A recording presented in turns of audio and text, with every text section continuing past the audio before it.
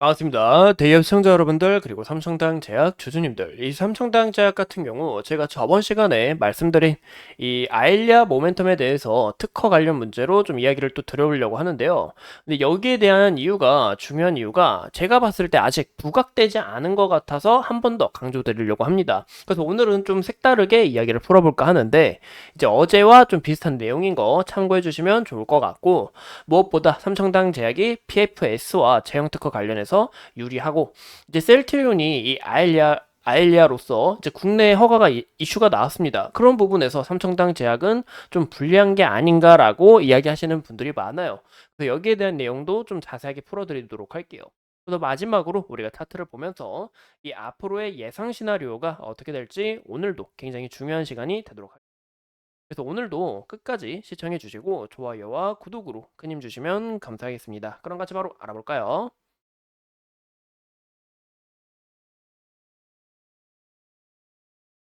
이제 셀트리온이 아일리아 바이오시밀러 국내 허가 그리고 안가 확장 등의 이슈가 나오면서 뭐야 삼청당 제약은 왜 이슈가 안 나오지? 다른 경쟁사가 드러남에 따라 이제 삼청당 제약이 좀 이 가치가 내려가는 게 아닐까 하고 우려하시는 분들이 많을 거라 생각합니다.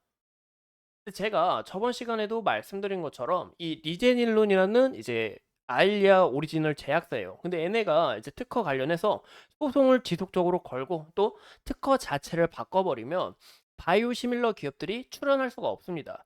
근데 현재 이 리제닐론이 이 특허 하나로 이 아일리아를 딱 사로잡겠다. 특허를 이제 못 따라오게 하겠다. 시밀러의 출연들을 방해하겠다라고 이슈가 나왔었죠.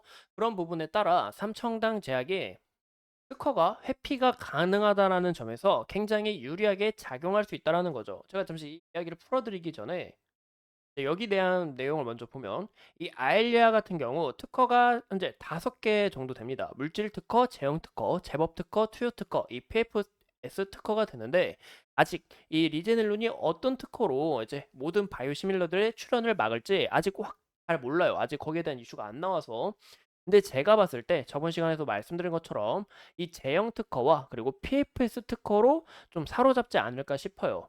그 이유가 이제 제형 특허 같은 경우 리제넬론이 이제 특허 번호가 있습니다. 104062. 여기에 있어서 인산염을 왕충제로 사용을 해요.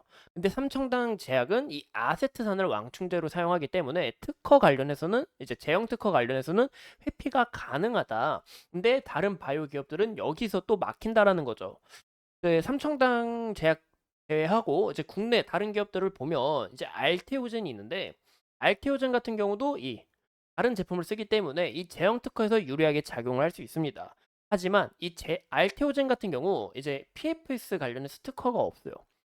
하지만 삼청당 제약은 이 제형 특허와 PFS 특허 관련해서 보유하고 있다라는 점이죠. 그럼 거기에 대한 이유를 어떻게 우리가 볼 수 있냐? 이 공장 실사를 마친 부분에서 이 PFS와 제형 특허 회피가 가능한 부분에서 생산이 가능하고 왜냐 공장 실사까지 미리 마쳤기 때문에 근데 여기에 대한 실사가 길어지면 과거의 모습처럼 이 유럽의 계약을 따내기 위해서 시간이 너무 오래 걸렸잖아요. 그런 모습처럼 현재도 이 실망 매물이 함께 나오고 있다라는 거 참고해 주시면 좋을 것 같아요. 이런 부분에서 뭐 셀트리온이 뭐 우리가 이렇게 왔다 출연했다 뭐 우리가 아일리아 선정할 거다라고 이야기를 하지만 이 대형 자체가 다르기 때문에 굉장히 불리하다라는 거죠. 그래서 국내 실사를 받아줬지만 이 유럽 해외 계약으로는 추가적으로 나오기 어렵. 그냥 해외적으로 글로벌적으로 나와야 이 시장 파이가 더 커질 텐데 하지만 삼청당 제약 같은 경우 최근 뭐 캐나다 그리고 유럽 관련해서 이슈가 나왔죠. 그리고 파트너사들도 대부분 압니다. 왜냐? KFS와 제형 특허 관련해서 삼청당 제약이 굉장히 유리하게 피했기 때문에 이런 부분에서 이 많은 기업들이 삼청당 제약과 이 계약을 맺었다라고 볼 수가 있을 것 같아요.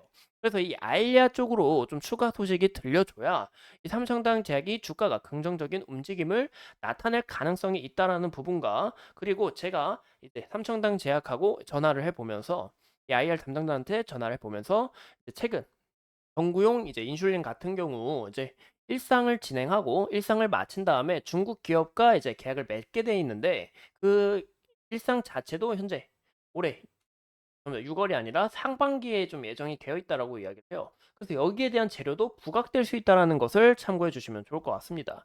근데 여기 이제 제가 아까 또 말씀드린 것처럼 이 국내 허가가 삼청당 제약은 아직 좀 이슈가 죄송합니다. 부각이 좀 되지 않았습니다.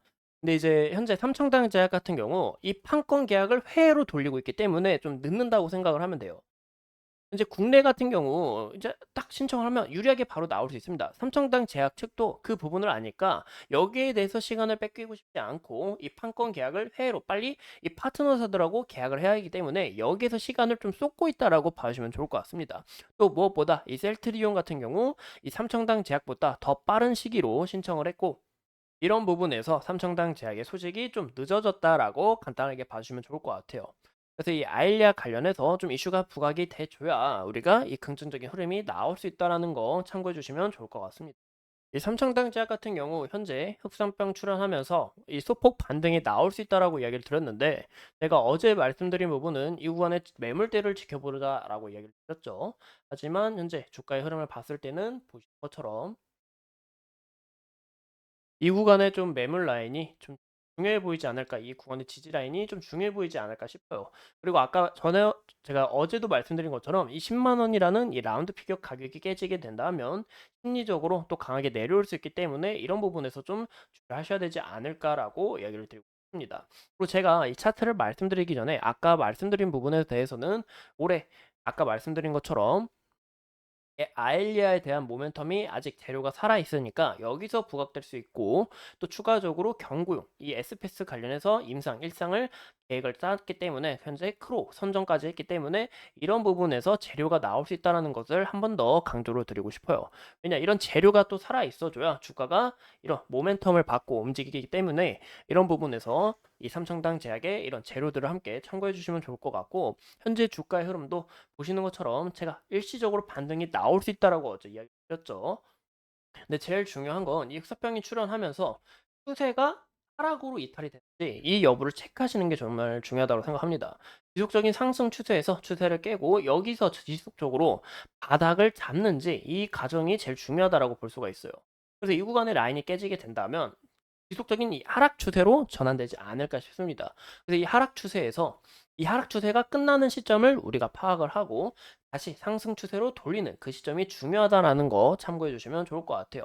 그래서 현재 이 하락 추세로 전환이 된다면은 이 구간의 매물대가 텅 비어 있습니다. 보이시죠? 텅 비어 있죠. 그래서 이 구간의 매물대가 텅 비어 있는 만큼 주가가 만약에 정말 만약에 빠지게 된다면은 121선 서서히 올라오고 이 구간의 매물대를 봤을 때 구간이 좀 중요한 라인이 되지 않을까라고 해석을 해볼 수가 있습니다. 그래서 여기서 다시 바닥을 짚고 간다고 하면은 현재 좀 이제 물량이 기관과 외국인이 좀 지속적으로 좀 물량이 던져지고 있는데 이 부분에 따라 물량을 어느 정도 좀 해소를 하고 다시 올라가는 흐름이 굉장히 중요하다. 그 과정 속에서는 이 구간의 저항대에서 한번 막히지 않을까라고 해석해 볼 수가 있을 것 같아요. 삼청당 제약에 대해서 제가 이제 여러분들과 이 밸류 가치도 매겨보고 또 어떤 부분에서 이 제형 특허도 이야기해보고 이 아일리아 시장도 이야기해보고 다양한 부분으로 좀 이야기를 나눠봤는데 이제 5월 달이 끝나죠. 이제 벌써 6월 달인데 좋은 이슈가 이 삼청당 제약이 6월 달에는 좋은 이슈가 가득하기를 제가 항상 기도를 하고 여러분들과 함께 할 거니까 오늘 이 부분에 대해서 좀 강조드려서 다시 이야기를 드렸습니다. 무엇보다 아까 말씀드린 것처럼 이 아일리아에 대해서 국내 기사도 현재 오리지널 제약사가 이 아일리아 특허 관련해서 바이오 시밀러들 출원 못하게 막고 있다 이런 이슈가 좀 추가적으로 나와줘야 삼청당 제약이 추후 빛나지 않을까라고 예상해 볼 수가 있을 것 같아요.